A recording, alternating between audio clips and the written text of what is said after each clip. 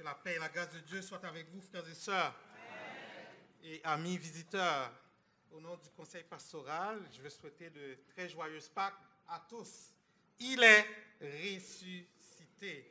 Et je vous invite à vous lever alors que nous allons lire le passage sur lequel sera basée notre méditation en ce glorieux jour. Job, chapitre 19, versets 23 à 29. Job 19, 23 à 29.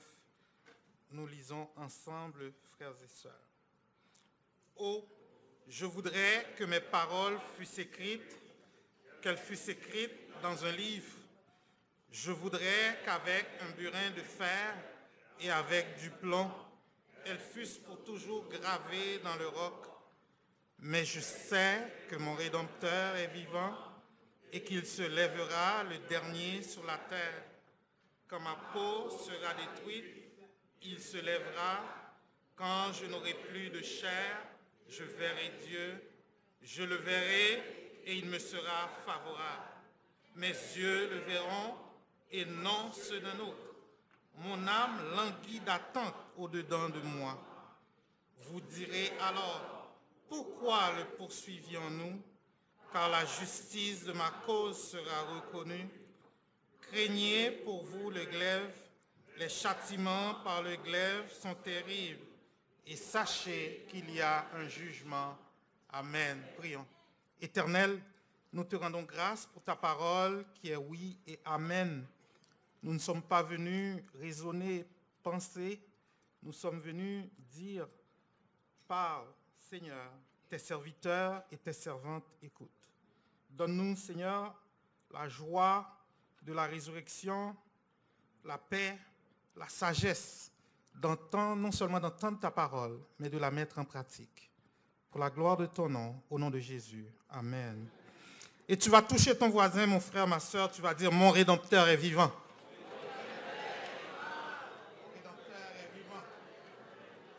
Mon Rédempteur est vivant. Quelle joie pour nous, pour l'Église de Jésus-Christ, de se réunir et de dire Alléluia, le tombeau est vide, notre Rédempteur est vivant. Donc depuis dimanche dernier, dimanche des Rameaux, nous avons parcouru le Jésus sur le chemin de la croix depuis son entrée triomphale à Jérusalem, où la foule criait Hosanna, béni soit celui qui vient au nom du Seigneur. Et Jérusalem n'a pas su qu'elle a été visitée. Jérusalem qui lapide les prophètes. Jésus va rentrer dans le temple à Jérusalem, il va mettre dehors les vendeurs. Il dit, il est écrit, ma maison sera appelée une maison de prière, mais vous, vous en faites une caverne de voleurs. Et ça, c'était la goutte qui allait faire déborder le vase. À partir du moment où Jésus a posé cette action, il devait mourir, selon les leaders religieux du Sanhédrin. Et on a vu tout au cours de la semaine l'opposition à Jésus augmenter. Et ultimement, le coup fatal va venir de l'intérieur, non pas de l'extérieur, mais du sein même de Jésus. Vous savez, quand vous recevez un coup, le coup vient de l'intérieur, ça fait encore plus mal. C'est Judas, l'un des 12, qui va vendre Jésus pour 30 pièces d'argent. Et Matthieu nous dit, alors s'accomplit ce qui avait été annoncé par Jérémie, le prophète.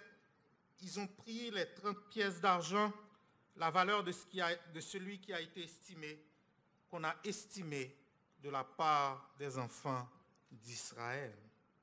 Et puis est venu Gethsémane, mais encore là, Jésus voit venir la souffrance. Jésus prie, mon Père, s'il est possible que cette coupe s'éloigne de moi. Toutefois, non pas ce que je veux, mais ce que tu veux.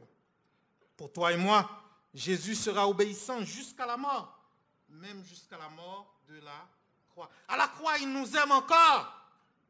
Père, pardonne-leur, car ils ne savent ce qu'ils font. Finalement, après d'atroces souffrances, Jésus dira, tel que nous le rapporte l'apôtre Jean, tout est accompli. Et baissant la tête, il rendit l'Esprit. Nous pouvons imaginer qu'à partir de ce moment, frères et sœurs, le champagne a coulé dans le royaume des ténèbres. On l'a eu. Il ira briser des temples au ciel là où il sera. On l'a eu. Il est mort. Mais c'était sans compter sur la puissance de la résurrection. Satan croyait avoir à gagner la bataille. Satan a dit tout ce qu'il avait à faire, c'était de se prosterner et m'adorer. Et il aurait eu tous les royaumes de la terre. Mais aujourd'hui, grâce à Dieu, il est vivant. Il est vivant. Notre Rédempteur est vivant. Un auteur a dit, si vous voulez tuer le christianisme, tout ce que vous avez à faire est de trouver Jésus dans la tombe où les disciples avaient placé son corps. Mais si vous vous présentez au cimetière aujourd'hui, vous ne trouverez pas Jésus endormi au milieu des tombes. Si vous allez au tombeau aujourd'hui, vous ne trouvez pas du tout Jésus, car il a roulé la pierre tombale, il est ressuscité des morts, comme il l'avait annoncé. Il est ressuscité. Notre Rédempteur est vivant. Le tombeau est vide. Et ce que l'histoire de Jésus nous montre, c'est que quand on est en Jésus-Christ, on peut passer de l'agonie de la souffrance à la gloire en Jésus-Christ. De l'agonie à la gloire. Vous savez, il y a un musée à Jérusalem dédié à l'Holocauste pour les victimes des Juifs lors de la Seconde Guerre mondiale. Et on dit que visiter ce musée, c'est très déprimant parce qu'il y a des images de torture, des images d'horreur. C'est très déprimant. Mais dans cette déprime, il y a une belle histoire d'amour. Une jeune femme était emprisonnée dans le camp de concentration. Elle s'appelle Rachel. Beaucoup souffert. Les Allemands l'ont beaucoup maltraitée. Elle devait travailler dans la neige sans être vêtue confortablement. Et elle a vu des gens, ses amis, ses parents que les soldats ont tués. Un jour, à sa grande surprise, les gardes allemands sont partis. Elle ne savait pas que la guerre venait d'être terminée. Elle ne savait pas que la guerre était finie. Et plus tard dans la journée, des soldats américains sont venus pour libérer les prisonniers du camp. Et un jeune soldat américain s'est approché d'elle, a dit « Madame, prenez vos effets, la guerre est finie, nous sommes venus vous libérer. » Et en sortant, le soldat tient la porte pour elle et dit « Après vous, madame. » Et là, elle se met à pleurer.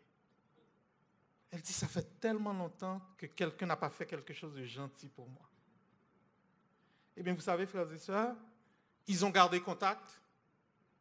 Le soldat a continué à parler à la fille. Ils se sont fréquentés, ils se sont mariés. Mari et femme aujourd'hui. Comme quoi que, peu importe le chemin par lequel vous passez, Dieu peut transformer ce chemin pour vous. Peu importe la prison que vous êtes, Dieu peut ouvrir les portes de la prison pour vous. Peu importe la vallée de sécheresse que vous passez, Dieu peut la rendre en une vallée fertile. Parce que le tombeau est vide. Il peut prendre la situation la plus terrible, inimaginable, et faire quelque chose de beau.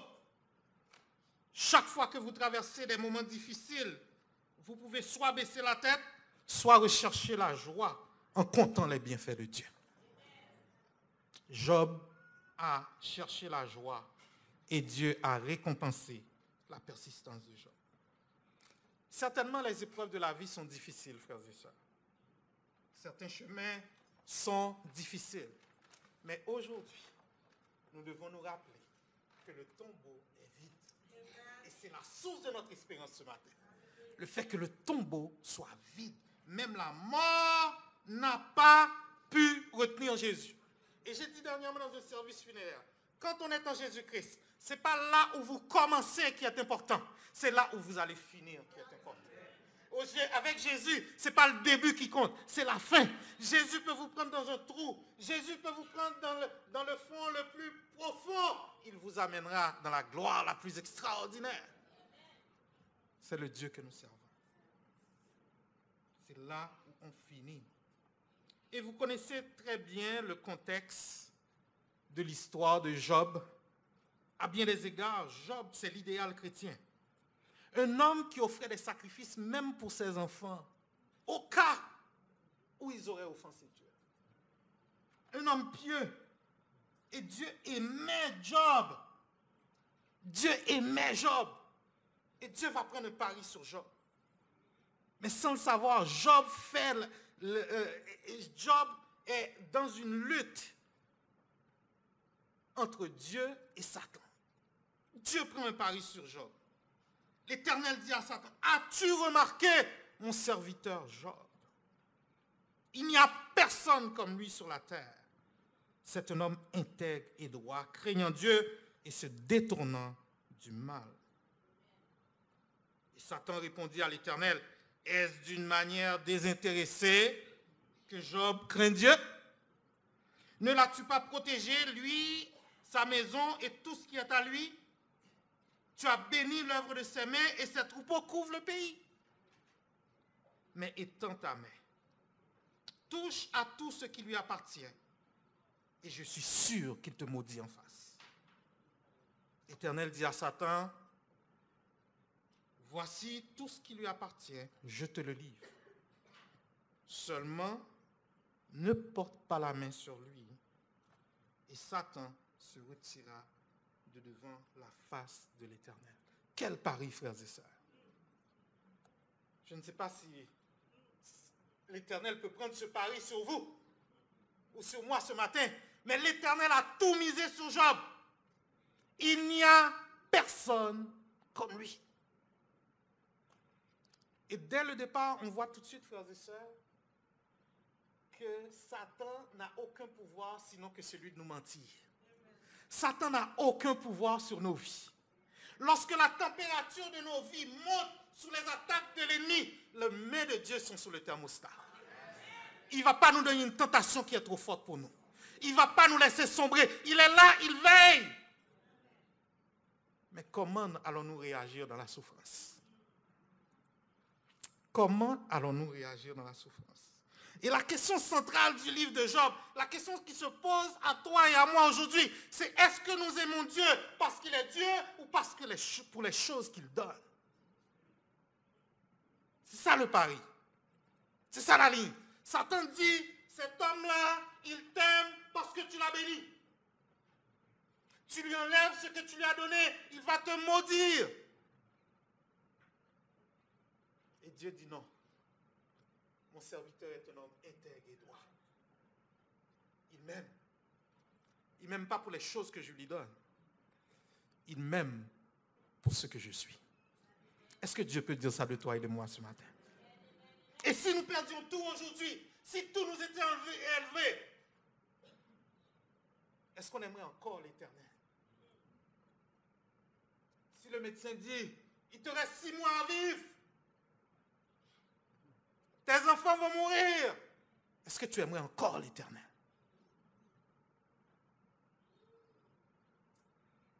Tu vas perdre ta job. Tu vas perdre la santé. On va saisir la maison. Est-ce que tu aimerais encore l'Éternel? La question centrale, est-ce qu'il va finir par se retourner contre Dieu? Job aime-t-il Dieu lui-même ou aime-t-il plus les choses de Dieu? Et vous savez, Satan, c'est un grand tortionnaire. Dieu ouvre une porte à Satan et Satan va avoir du plaisir avec Job. Les serviteurs, les enfants, les biens, la santé, tout va y passer. Et Job se sent premièrement abandonné par Dieu. Il dit, il m'a dépouillé de ma gloire. Il a enlevé la couronne de ma tête. Il m'a brisé de toutes parts et je m'en vais. Il a arraché mon espérance comme un arbre. Il s'est enflammé de colère contre moi. Il m'a traité comme l'un de ses ennemis. En plus, Satan fait le vide autour de Job. Parce que vous savez, quand ça va bien, vous avez beaucoup d'amis. Quand ça va bien, votre maison est remplie. Mais quand ça va moins bien, vous avez moins d'amis, frères et sœurs. C'est quand ça va mal qu'on voit les vrais amis. Ce n'est pas quand ça va bien. C'est quand ça va mal que vous allez voir si vous avez des amis. Il a éloigné de moi mes frères et mes amis se sont détournés de moi. Je suis abandonné de mes proches, je suis oublié de mes intimes. Même les serviteurs de Job ne le reconnaissent plus. Job 19, verset 15. Je suis un étranger pour mes serviteurs et mes servantes. Je ne suis plus à leurs yeux qu'un inconnu. J'appelle mon serviteur et il ne répond pas. Je le supplie de ma bouche et c'est en vain. Pour ceux qui ont grandi dans des cultures où il y a des bonnes dans la maison, même la bonne ne vous répond plus. Vous appelez la bonne, elle vous regarde et elle vous ignore. Ça vous montre à quel point vous êtes rendu. La bonne ne vous répond plus. Sa famille l'abandonne. Sa propre femme lui dit de maudire Dieu et de mourir. Et même les enfants s'en mêlent. Et dans la culture du Proche-Orient, les enfants devaient avoir un grand respect pour les personnes âgées. Ce n'est pas comme maintenant là. Mais dans cette culture-là, les enfants avaient un grand respect. Un enfant qui dérespecterait ou bien qui dirait quelque chose à une personne âgée, c'était l'ultime affront. Job dit, verset 18-19, je suis méprisé même par des enfants. Si je me lève, je reçois leurs insultes. Ceux que j'avais pour confidents m'ont en horreur. Ceux que j'aimais se sont tournés contre moi. Et quand on lit le chapitre 16, Job dit, même les pères de ces enfants-là, je ne les aurais même pas engagés pour garder mes chiens. Et ce sont ces enfants-là qui m'insultent maintenant. Job a perdu tous ses biens.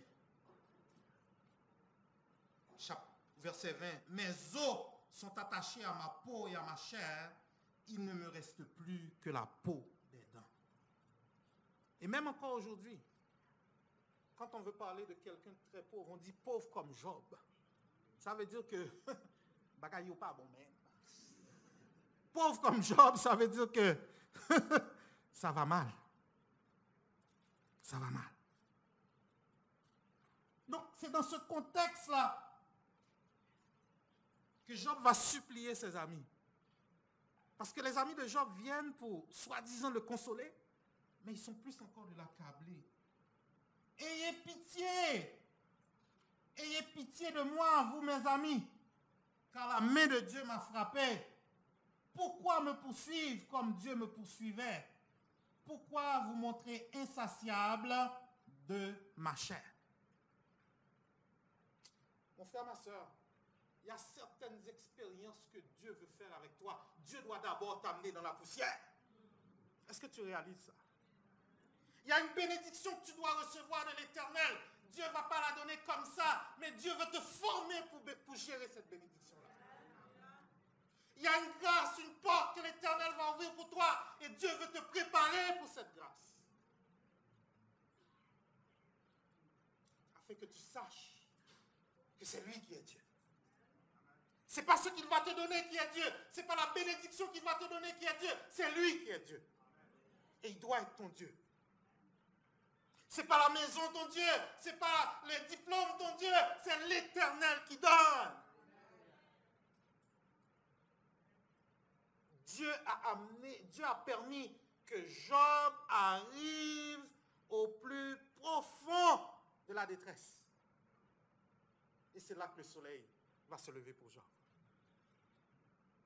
Vous savez, des fois on dit que c'est le matin vers 5 heures, quand le soleil va se lever, c'est là qu'il fait le plus noir. Peut-être tu es dans la vallée de la noirceur. Peut-être qu'il est 5 heures du matin pour toi ce matin, mais le soleil de la résurrection va se lever. Ça ne va pas toujours rester comme ça. Ça ne va pas toujours rester comme ça, parce que ton Rédempteur est vivant. Ça ne va pas toujours rester comme ça. Job dit, mais je sais que mon Rédempteur est vivant. Et on va voir 3 réalités spirituelles à partir de cette affirmation de Job. La première réalité spirituelle, c'est que la résurrection de Jésus-Christ nous assure la victoire sur les plus grandes épreuves de la vie. Parce qu'il est vivant. Deuxième chose, la résurrection de Jésus-Christ assure notre propre résurrection. Et troisième réalité spirituelle, c'est que chaque personne doit se préparer au jugement. Voyons la première réalité. La résurrection de Jésus-Christ nous assure la victoire sur les plus grandes épreuves de la vie. Frères et sœurs, la réalité est que la vie n'est pas facile. Est-ce qu'il y a des gens ici sans problème dans la vie? Hein? Chacun a un petit bobo quelque part. Une persécution, une maladie, une perte d'emploi, un problème d'immigration, un enfant rebelle, un mari qui ne veut pas coopérer, une femme qui ne veut pas coopérer, un voisin malcommode. Il y a toujours quelque chose. Il y a toujours quelque chose. Comme Job, nous pouvons être appelés à traverser de grandes épreuves. Et tout autour de nous peut sembler s'écrouler. Des choses que nous avons mis des fois des années à bâtir s'écroulent en quelques minutes. Un couple que vous avez mis des années à bâtir. Le mari se lève un bon jour, il part.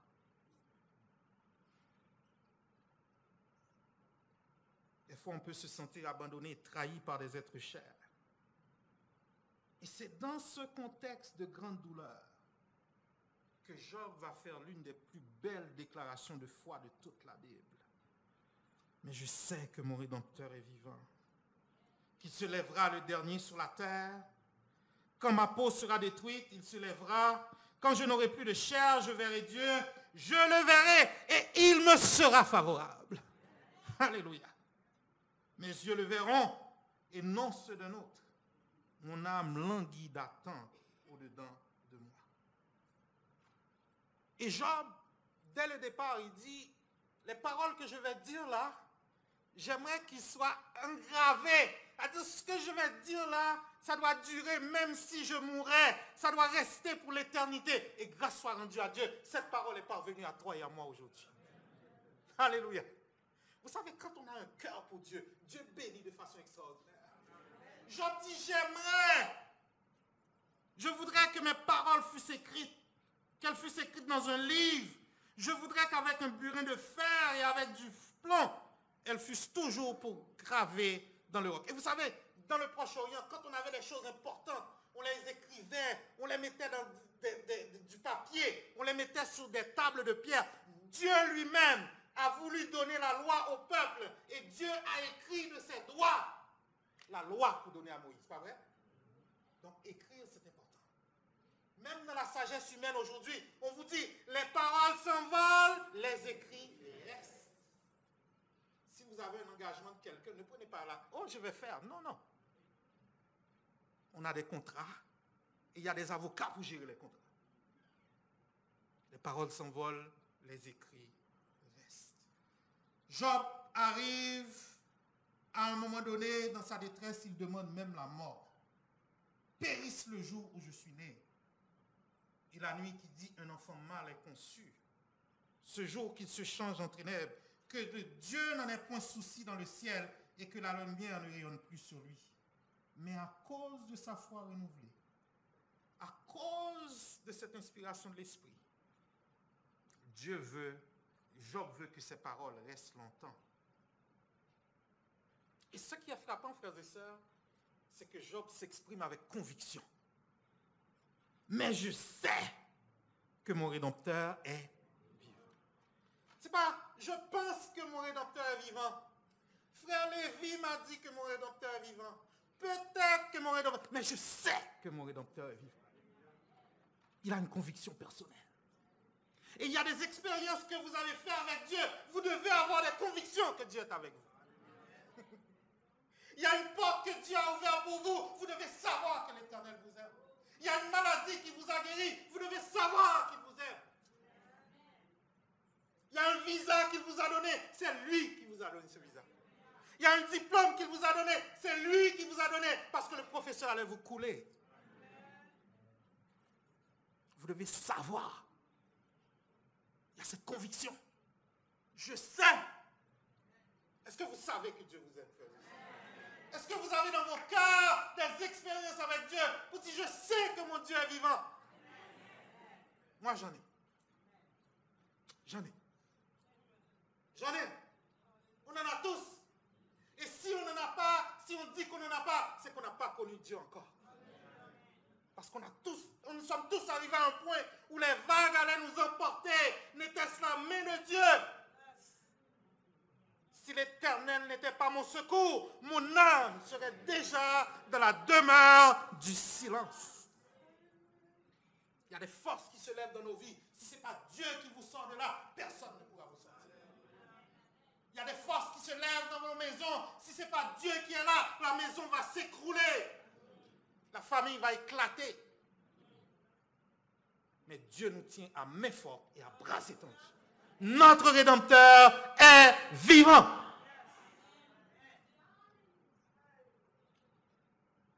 Il est vivant. Je sais, témoigne de l'expérience personnelle. Et on doit avoir ces annales. Job dit, je sais qu'il est vivant. Et plus tard, Job va dire, je reconnais que tu peux tout.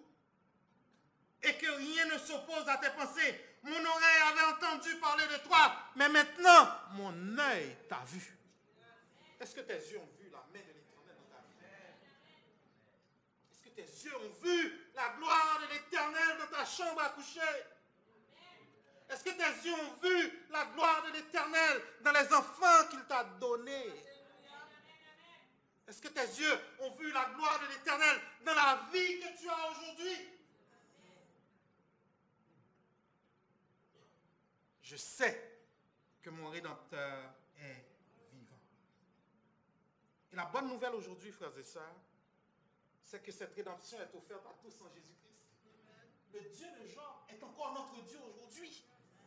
Cette rédemption est disponible pour toi, pour moi, pour quiconque veut l'accepter. Et rédemption, ça veut dire rachat. Rachat. Rachat, nous étions esclaves du péché. Nous étions enchaînés, incapables de nous délivrer par nous-mêmes des chaînes du péché. Mais grâce soit rendue à Dieu aujourd'hui. Jésus a vaincu le péché pour nous. L'apôtre Paul dit que Christ est mort pour nos péchés, selon les Écritures, qu'il a été enseveli et qu'il est ressuscité le 3e jour, selon les Écritures. Voilà la bonne nouvelle.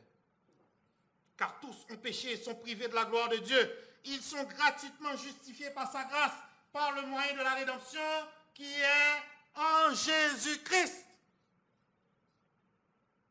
Et nous devons être reconnaissants pour cette rédemption, nous dit l'apôtre Paul.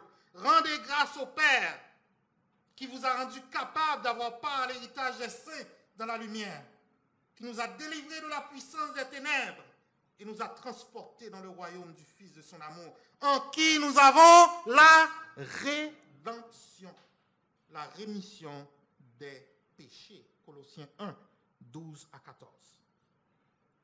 Et le concept de rédemption, c'est un concept qu'on retrouve dès l'Ancien Testament. Ça vient du mot Goël en hébreu. Dans la loi israélite, il y avait dans chaque famille une sorte de patriarche, une sorte de figure qui devait prendre la défense du reste de la famille.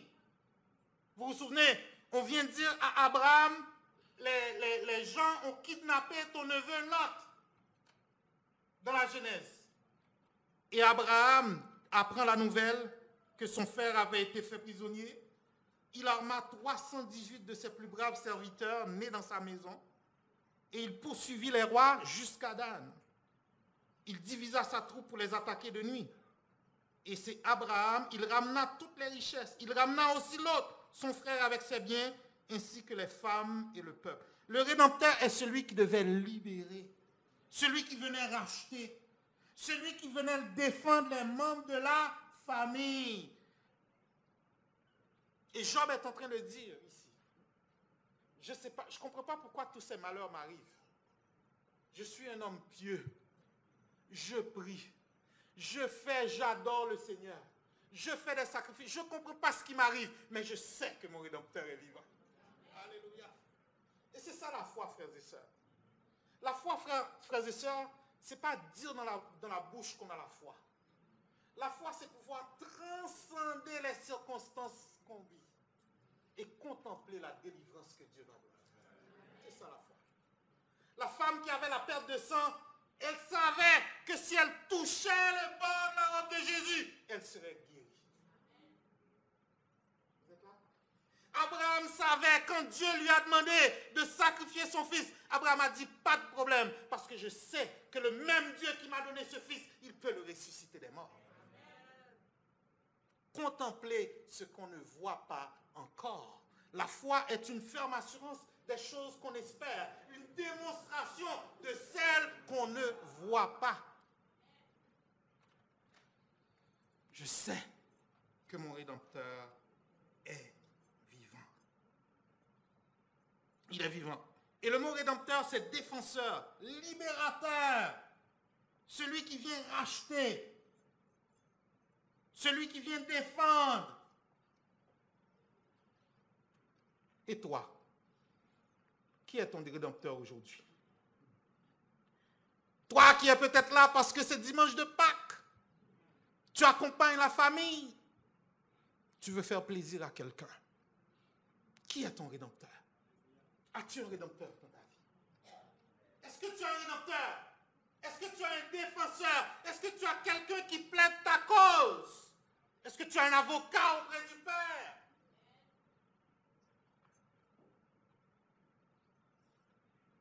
Qui est ton libérateur? Si tu devais être enchaîné aujourd'hui, qui volerait à ton secours? Et qui a le pouvoir? Les gens peuvent voler à ton secours, ils n'ont pas le pouvoir de rien faire. Mais celui qui est vivant est capable de briser toutes les chaînes. Il n'y a pas dans un foyer où tu peux te retrouver qu'il ne peut pas te délivrer. Qui est ton libérateur? Qui est ton défenseur? Job sait que son Rédempteur interviendra. En bout de ligne, Job est en train de dire, tu vois ma vie là, mes serviteurs, mes amis m'abandonnent. Job est en train de transcender ces circonstances pour contempler la délivrance qui viendra de l'Éternel. Je sais que mon Rédempteur est vivant. Et il est vivant, qu'est-ce qu'il fait pendant qu'il est vivant?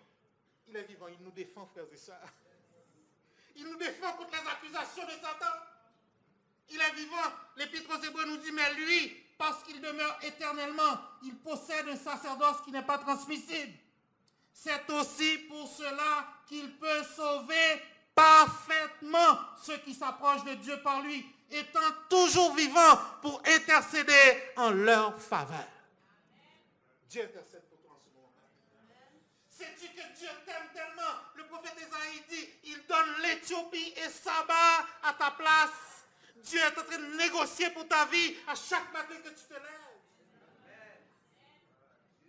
Alléluia. Est-ce que ton Rédempteur est vivant? Ou est-ce que c'est une réalité virtuelle pour toi? Mon Rédempteur est vivant. Et Job, à un moment donné, sans le savoir, Job est en train d'interpeller Jésus-Christ parce que Job sent qu'il a la colère de Dieu et un autre endroit, il est là et Job a besoin de quelqu'un. Job demande un procès dans un tribunal avec Dieu pour qu'il aille s'expliquer avec Dieu. Mais Job, en fait, Job est en train de contempler Jésus-Christ qui est le seul médiateur entre nous et Dieu. Qui pourrait se tenir devant Dieu? Eh bien, Jésus-Christ plaide notre cause auprès de Dieu. Car il y a un seul Dieu et aussi un seul médiateur entre Dieu et les hommes, Jésus-Christ, homme, qui s'est donné lui-même en rançon pour tous. Sachez, mon frère, ma soeur, si tu es là dans cette salle, ta conscience t'accuse, tu te sens condamné, tu te sens sale, tu as un avocat auprès du Père, Jésus-Christ le juste. Place ta confiance en lui. Place ta confiance en Jésus. Nous avons un avocat auprès du Père. Et il est vivant. Dans l'Apocalypse, l'apôtre Jean le voit. Il dit, quand je le vis, je tombais à ses pieds comme mort. Il posa sa main droite en disant, ne crains point, je suis le premier et le dernier et le vivant. J'étais mort et voici, je suis vivant au siècle des siècles. Je tiens la clé de la mort et du séjour des morts. De quelle prison ce rédempteur ne peut pas te libérer aujourd'hui? Est-ce que tu vas retourner chez toi emprisonné? Viens à la croix ce matin. Viens à la croix ce matin. Viens déposer au pied de Jésus tes fardeaux. Et ce rédempteur, il peut te libérer. Alléluia. Il y a des grandes épreuves.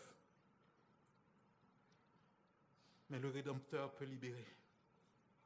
Il dit, je sais que mon Rédempteur est vivant et qu'il se lèvera le dernier sur la terre. Qu'est-ce que ça veut dire se lever le dernier sur la terre? C'est comme, imaginez-vous dans un tribunal. Dans un tribunal, qu'est-ce qui se passe? Il y a la couronne qui poursuit. Il y a la défense qui défend l'accusé. Tout le monde parle. Il y a un greffier qui passe. Il y a un avocat qui se tient debout pour dire il a fait ceci. Il y a l'autre avocat qui se lève qui dit non, elle n'a pas fait cela. Il y a discussion back, go, de part et d'autre. Et à la fin, le juge se lève. Et quand le juge se lève, tout le monde fait silence. Dernièrement, j'ai été avec ma fille contester un ticket. Et puis, moi, j'allais rentrer dans la salle de tribunal. Comme on rentre dans n'importe quelle porte. Et là, on me dit, oh, il faut se pencher devant le juge. Si vous n'avez pas encore été, oui. Il faut attendre. Il faut établir un contact visuel et qu'on vous dise de rentrer. Donc, quand un juge se lève, ce n'est pas n'importe qui. Même si vous voyez la personne a l'air comme vous, mais la fonction qu'elle occupe. Et là, je ne suis pas en train de vous parler d'un juge humain. Je suis en train de vous parler du roi des rois, du Seigneur des seigneurs, celui qui va se lever et qui va dire, venez à ma droite, allez à ma gauche. C'est de ce juge-là que je vous parle. Et c'est ce juge-là que j'en parle. Je sais que mon Rédempteur est vivant et qu'il se lèvera le dernier sur la terre. Le dernier mot n'est pas aux hommes, le dernier mot est à notre Dieu. Amen. Alléluia. Voici notre Rédempteur. Voici notre Rédempteur. Il est vivant et c'est lui qui a le dernier mot. Dans ta cause, dans ton dossier, dans ta situation, le dernier mot est à l'Éternel. Le dernier mot n'est pas au médecin. Le dernier mot n'est pas à l'avocat. Le dernier mot n'est pas au professeur de ton enfant. Le dernier mot est à l'Éternel des armées. Il se lèvera le dernier sur la terre. Il est vivant. Je sais que mon Rédempteur... Par quelle situation tu passes ce matin? Ce matin, j'aimerais que chacun de nous nous retournions avec de l'espoir dans le cœur. Je n'aimerais pas que quelqu'un sorte d'ici, 1, sans l'assurance de son salut. 2, sans l'assurance que la situation, le dossier qui fait mal, le dossier qui empêche de dormir, est entre les mains du Dieu des dieux. Mon Rédempteur est vivant et je sais qu'il se lèvera le dernier sur la terre. Et Job, donc, la résurrection de Jésus nous assure la victoire sur les plus grandes épreuves de la vie. Deuxièmement, la résurrection de Jésus assure notre propre résurrection. Alléluia. Job est en train de transcender sa vie sur la terre et il contemple déjà sa vie dans les cieux. Quand ma peau sera détruite, il se lèvera. Quand je n'aurai plus de chair, je verrai Dieu. Je le verrai. Et je ne serai pas seulement que le voir, il me sera favorable. Alléluia. Est-ce que tu verras Dieu? Je verrai Dieu par la foi. Je sais que mes yeux le verront. Est-ce que tu peux dire comme Job? Est-ce que tu peux dire comme Job ce matin? Je verrai Dieu. Je le verrai. Et il me sera favorable.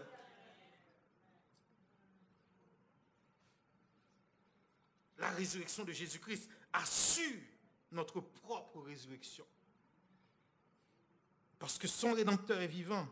Job contemple déjà par la foi sa propre résurrection. Et remarquez qu'au moment où Job écrit, on ne parle pas beaucoup de résurrection. Il y a quelques passages seulement dans l'Ancien Testament qui permettent d'envisager la résurrection des morts. C'est surtout dans le Nouveau Testament qu'on voit la résurrection. Quand ma peau sera détruite, il se lèvera. Quand je n'aurai plus de chair, je verrai Dieu. Je le verrai et il me sera favorable. Chrétiens, vous ne perdez rien à servir le Seigneur. Il y a plus de risques à ne pas servir le Seigneur qu'à servir le Seigneur. Le risque, c'est que vous servez le Seigneur et il n'y aurait pas de Seigneur.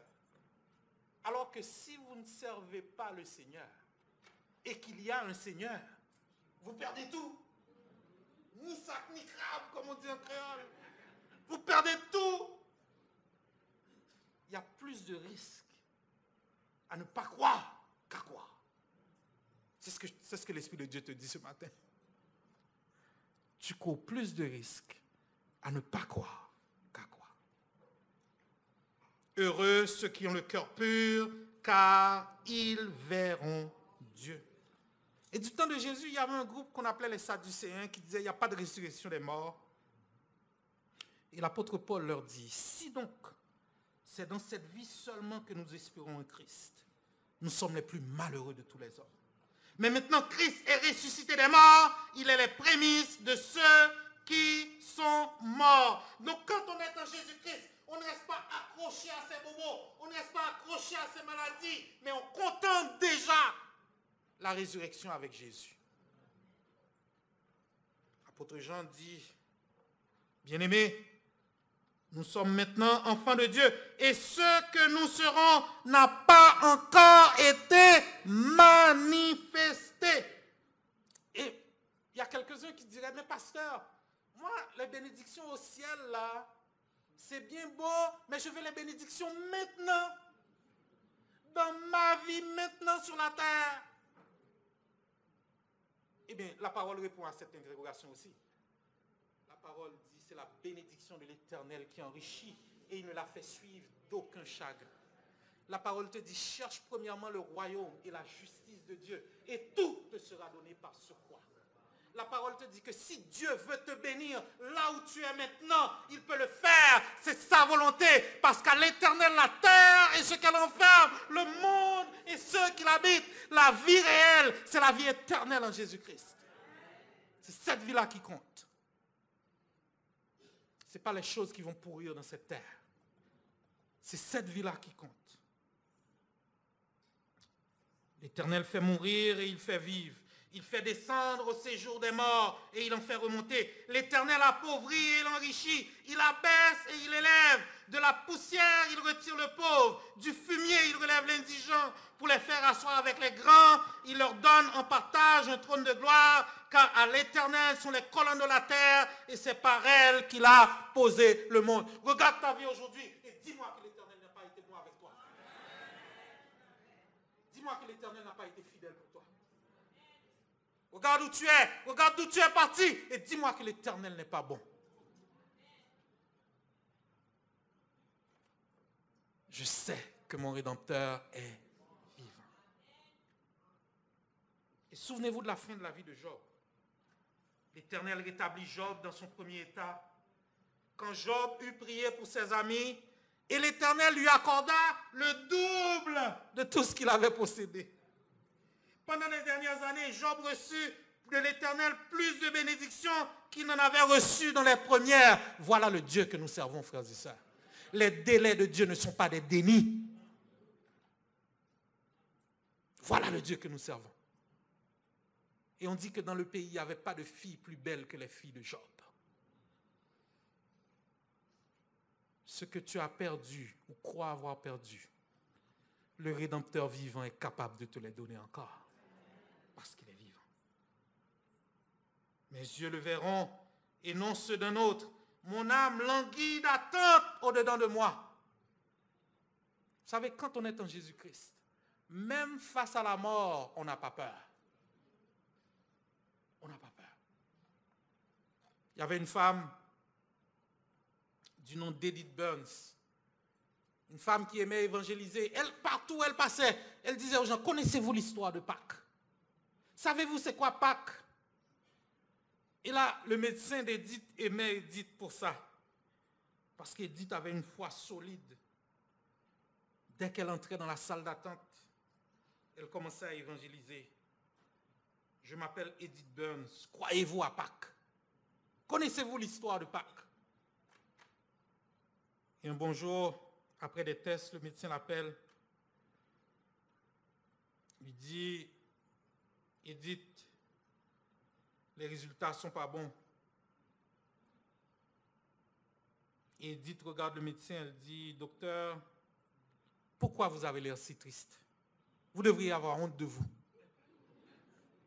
Est-ce que vous lisez votre Bible? Est-ce que vous priez, docteur? Le docteur dit, Edith, c'est moi le médecin et c'est vous la patiente. Edith, votre rapport de laboratoire est revenu et il indique que vous avez un cancer et que vous ne vivrez pas très longtemps. Edith répondit, docteur, vous venez de me dire que je vais bientôt voir mon précieux Seigneur Jésus, mon mari et mes amis.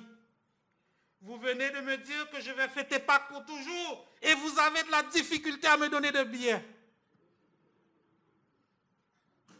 Et le docteur dit, quelle femme extraordinaire cette Edith. Edith a dit, quand vous allez m'envoyer à l'hôpital, assurez-vous qu'il y a des gens, des femmes qui viennent dans ma chambre pour que je puisse leur parler de Pâques. Edith a évangélisé jusqu'à la mort. Et elle a parlé aux femmes qui venaient dans la chambre et beaucoup de femmes ont été sauvées. Et un jour, on est rentré dans la chambre d'Edith. Elle était morte. Elle avait sa Bible sur ses genoux à la page Jean 14, 2, 3, qui dit ceci. Il y a plusieurs demeures dans la maison de mon Père. Si cela n'était pas, je vous l'aurais dit. Je vais vous préparer une place. Et lorsque je m'en serai allé et que je vous aurai préparé une place, je reviendrai et je vous prendrai avec moi, afin que là où je suis, vous y soyez aussi. Est-ce que ta place est assurée auprès du Sauveur, du Rédempteur? Edith est décédée. Jésus dit, je suis la résurrection et la vie. Celui qui croit en moi vivra, quand même il serait mort. Et quiconque vit et croit en moi ne mourra jamais. La résurrection de Jésus assure notre propre résurrection. C'est pour ça qu'on peut chanter en Jésus seul. Je vis en paix, je meurs sans crainte, gardé par la puissance du Christ. Du premier cri au dernier souffle, Jésus est le maître de ma vie. La dernière réalité spirituelle, rapidement, c'est que chaque personne doit se préparer au jugement. Job a une mise en garde pour ses amis. Vous direz alors, pourquoi le poursuivons-nous? Car la justice de ma cause sera reconnue. Craignez pour vous le glaive. Les châtiments par le glaive sont terribles. Et sachez qu'il y a un jugement. La Bible nous dit, il est réservé aux hommes de mourir une seule fois. Après quoi vient le... C'est pas qu'on a une deuxième chance pour revenir. On dit, oh c'est vrai, je vais, ok. Non. Il est réservé aux hommes de mourir une seule fois. Et Job est en train de leur dire ici, attention, vous êtes en train de me persécuter. Vous êtes en train de dire que j'ai des péchés dans ma vie. Vous êtes en train de m'accuser. Seulement, souvenez-vous qu'il y a un jugement. Donc ce n'est pas moi la cause ici. Ma cause sera justifiée. La justice me sera reconnue. parce que mon Rédempteur est vivant. Et cette mise en garde a une double application pour nous aujourd'hui. Premièrement, il y a des chrétiens, même s'ils sont dans la foi, ils recherchent l'approbation des hommes. Ce n'est pas l'approbation des hommes que vous avez besoin, c'est l'approbation de Jésus. Alors, ça veut dire qu'il vaut mieux chercher à plaire à Dieu plutôt qu'aux hommes. Les amis de Job sont en train de l'accuser. Et Job dit non, ma cause est déjà réglée avec mon Rédempteur. Le problème, ce n'est pas moi. Pensez plutôt à vous et à votre jugement qui s'en vient. Vaut mieux plaire à Dieu plutôt qu'aux hommes. Première réalité. Deuxième réalité que ça dit que comme croyant, il y a des situations dans la vie où un frère, une sœur va vous approcher pour un conseil. Quel conseil vous allez donner? Est-ce que le conseil va être fondé sur la parole? Est-ce que vous pouvez être un grand frère, une grande sœur pour n'importe quel jeune de l'église? Est-ce que vous pouvez être un ami pour une personne qui passe par une situation difficile? Ou bien est-ce que vous allez écraser la personne? Je te l'avais dit. Je t'avais dit que cet homme-là n'était pas bon. Dieu ne nous appelle pas à écraser. Dieu nous appelle à relever. C'est ce que Job est en train de dire ici. Job nous dit de ne pas rechercher la faveur des hommes. Ses amis ont malheureusement servi à l'écraser plutôt qu'à relever. Et Job dit, craignez le châtiment. Il y aura un jugement. Et mon frère, ma soeur, toi qui n'as pas encore accepté Christ, toi qui es là par curiosité, il y aura un jugement. La porte de la grâce est encore ouverte. Aujourd'hui est jour du salut. Est-ce que tu n'aimerais pas dire, j'ai accepté Christ dans ma vie un jour de Pâques de 2019? C'est là que j'ai rencontré le Sauveur. Un dimanche de Pâques, où j'ai entendu que le Rédempteur est encore vivant, que mon péché peut être pardonné, que ma vie n'est pas une faillite, que je ne suis pas jugé, mais qu'il y a un Rédempteur qui pense encore à moi, qu'il y a un Dieu pour lequel je ne suis pas trop sale. Ne quitte pas ce lieu sans l'assurance du salut. Mon Rédempteur est vivant. Il se lèvera le dernier sur la terre. Quand ma peau sera détruite, il se lèvera. Quand je n'aurai plus de chair, je verrai Dieu. Il y a un homme en Afrique, je termine sur cette illustration, un musulman, et il est devenu chrétien, et ses amis lui ont dit, mais comment tu as pu faire une chose pareille? Et il a dit, imaginez-vous que vous êtes sur une route, et qu'à un moment donné dans la route, la route se divise en deux. Et là où la route se divise en deux, il y a deux hommes. Il y a un homme mort, il y a un homme vivant. À qui vous allez demander la direction?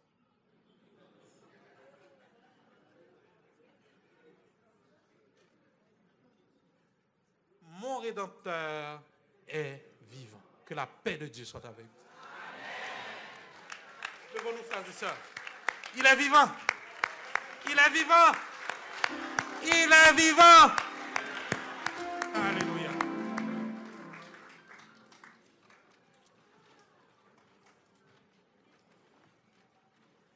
Éternel, comment ne pas te louer? Comment ne pas te louer pour ton œuvre de résurrection? Comment ne pas te louer pour Jésus que tu as ressuscité des morts par ta puissance? Éternel, merci pour ta parole qui est oui et amen. Merci Éternel parce que tu règnes. Merci Éternel parce qu'au milieu de nos difficultés, au milieu de nos souffrances, Notre Rédempteur est vivant. Remplis-nous avec ta joie. Remplis-nous par ton Esprit Saint. Renvoie-nous avec ta joie et ta paix en ce lieu. Et que, Seigneur, tu puisses toucher les âmes. Et que des hommes et des femmes viennent à connaître le Rédempteur vivant. Promène-toi dans cette salle pour briser les chaînes, pour ouvrir les yeux des aveugles et pour envoyer le salut. Au nom de Jésus, nous t'avons prié. Amen. Nous, les pasteurs, serons disponibles si vous voulez un entretien spirituel. Notre Rédempteur est vivant.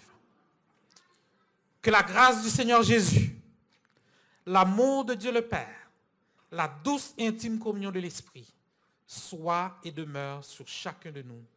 Allons dans la puissance de la résurrection du Seigneur. Joyeuse Pâques à tous.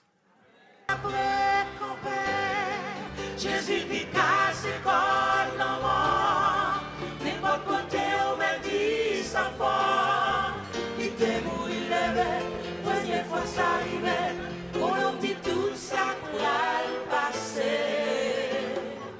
Il c'est petit bon Dieu, il c'est petit bon Dieu, ça c'est cette vérité, il compère.